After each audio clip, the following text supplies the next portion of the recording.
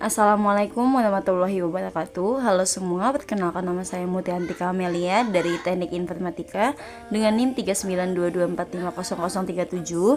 Saya dari Universitas Pancasakti Kampus J. Hari ini saya akan membahas tentang manajemen proses Linux dan Windows. Manajemen proses sendiri adalah salah satu fungsi inti dari sistem operasi yang bertugas untuk menangani pembuatan, penjadwalan, dan penghentian proses. Proses adalah program yang sedang dieksekusi. Nah, setiap proses ini memiliki program counter.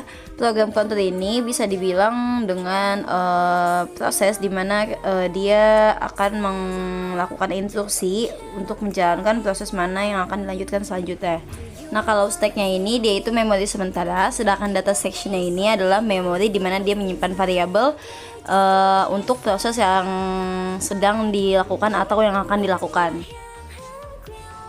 Nah, selanjutnya ada perbandingan sistem operasi Windows dan Linux dalam manajemen proses.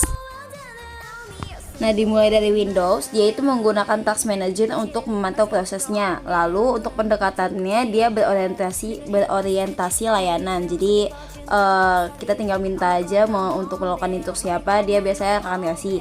Nah, Windows juga mendukung dengan multitasking preemptive. Jadi dia multitasking yang sistem operasinya mengatur semua penjadwalannya. Nah, Windows juga punya proses Explorer yang ini merupakan salah satu alat Windows untuk memantau dan menganalisis proses yang sedang berjalan untuk analisis yang lebih dalam.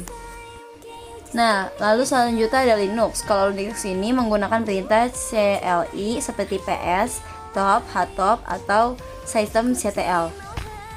Lalu yang kedua, dia juga memberikan akses langsung kepada kernel melalui proc. Nah, ini berarti si kernel ini merupakan inti dari sistem operasi yang mengelola dan menganalisis semua sistem-sistem yang sedang berjalan. Ini sama halnya dengan Windows. Kalau di Windows itu pakai proses Explorer. Nah, lalu yang ketiga, Linux ini lebih fleksibel dalam manajemen proses background dan daemon.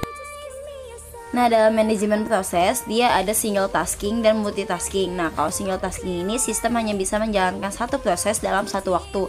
Contohnya itu sistem DOS. Terus Windows bisa nggak? Bisa, tapi dia memang dirancang untuk multitasking, jadi sedikit bingung untuk menjelaskannya seperti apa. Nah, kalau multitasking itu sistem yang bisa menjalankan banyak proses sekaligus. Ini bisa jadi di Windows atau Linux, itu dua-duanya bisa. Nah, multitasking ini ada dua, yaitu preemptive multitasking dan cooperative multitasking. Nah, preemptive multitasking ini dia itu sistem operasinya itu yang mengatur prosesnya. Jadi selama berjalannya si sistem operasi ini yang ngatur semuanya dalam menjalankan berbagai aplikasinya. Terus kalau cooperative multitasking ini dia prosesnya secara sukarela untuk menyerahkan kontrol. Ini tuh lebih umumnya di sistem-sistem lama, karena di Linux dan Windows modern dia sudah pakai preemptive multitasking. Nah, kalau ini sendiri merupakan contoh kalau misalkan kita buka Task Manager terus kita pilih detail atau performance, dia akan tampilannya seperti ini. Nanti lebih mudahnya kita contohkan. Ini laptop saya baru aja di refresh, bukan di refresh, di restart. Jadi di sini kita bakal langsung coba ke Task Manager ya. Tampilannya akan seperti ini, tampilan awalnya, yaitu menampilkan prosesnya yang sedang berjalan apa saja.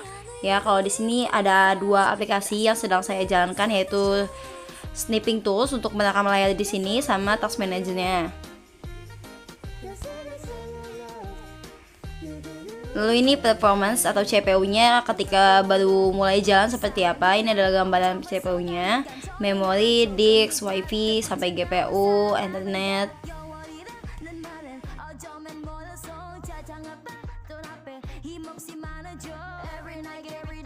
Nah, kalau ini di bagian detailnya, ini jadi merupakan proses-proses yang ada di komputer. Kalau misalkan di running berarti dia sedang jalan. Nah, ini merupakan set priority, maksudnya jadi seberapa pentingnya sih si program yang saya pilih ini. Kalau misalkan dia normal berarti dia biasa aja. Nanti juga ada yang tinggi, berarti si sistem operasi si manajemen proses ini bakalan mementingkan si proses dengan prioritas yang lebih tinggi. Nah, di sini saya akan coba menjalankan beberapa aplikasi. Nanti kita lihat perbandingannya dengan ketika baru awal tadi ya, kita baru jalan, kan tadi kan di awal kita baru jalanin dua aplikasi.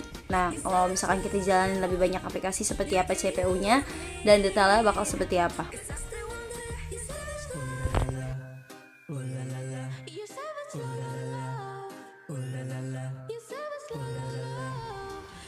Nah, ini tampilan untuk data untuk performance saya dulu ya. Nah, CPU seperti ini kalau kita sudah menjalankan sekitar 5 aplikasi ya. CPU-nya.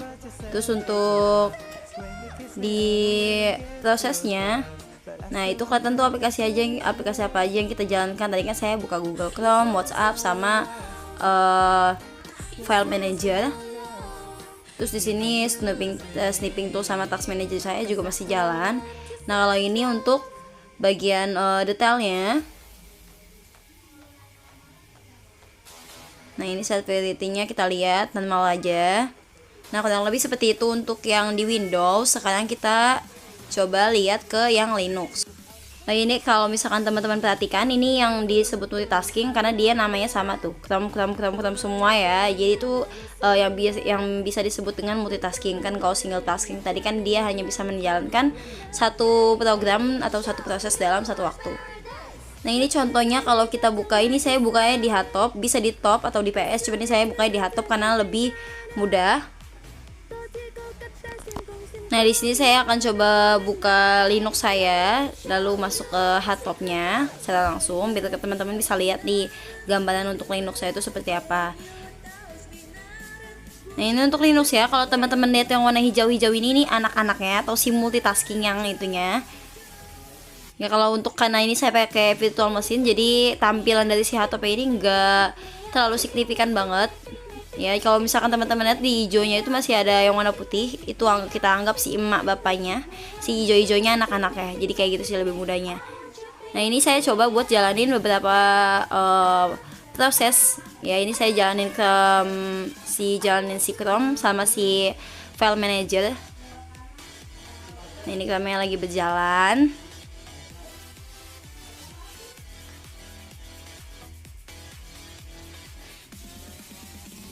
Oke.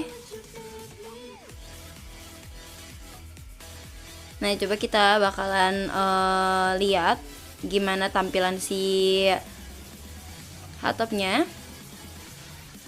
Ini tampilannya. Nah, kalau misalkan hardtop sendiri kan, kalau tadi kan priority-nya itu kita harus pencet dari si tekan kanan, terus habis itu lihat di set priority. Kalau di sini kita lihat di NI-nya aja. Biasanya kalau NI-nya besar, atau ini kan kebanyakan 0 ya, karena kan saya jarang pakai Linux, jadi saya lebih sering pakai Windows. Karena saya jarang pakai Linux, jadi nggak terlalu banyak program yang sering berjalan. Di sini saya bakalan cari. Nah, ini ada nih yang nomor 19. Jadi dia salah satu proses penting yang akan diprioritaskan si Linux ini. Sama dengan yang lain, kalau memang ada yang lebih tinggi dari si Linux ini, dari si angka tadi 19 tadi, dia juga akan lebih diprioritaskan. Nah, kalau untuk pendapat saya sendiri, saya karena sudah terlalu sering pakai Windows, jadi saya lebih nyaman pakai Windows. Cuman meskipun baru beberapa kali pakai Linux, saya merasa Linux ini juga bisa kedepannya akan punya peran penting bagi saya, karena proses mendownloadnya itu dia termasuk lebih cepat daripada si Windows. Lalu untuk program-programnya kayak lebih fleksibel di Linux ya dibanding di Windows. Jadi saya nggak perlu kesulitan untuk mencari program atau apa. Dan saya pikir itu saja yang bisa saya sampaikan untuk pendapat saya. Saya harap kurang lebihnya mohon dimaafkan. Wassalamualaikum warahmatullahi wabarakatuh. Terima kasih.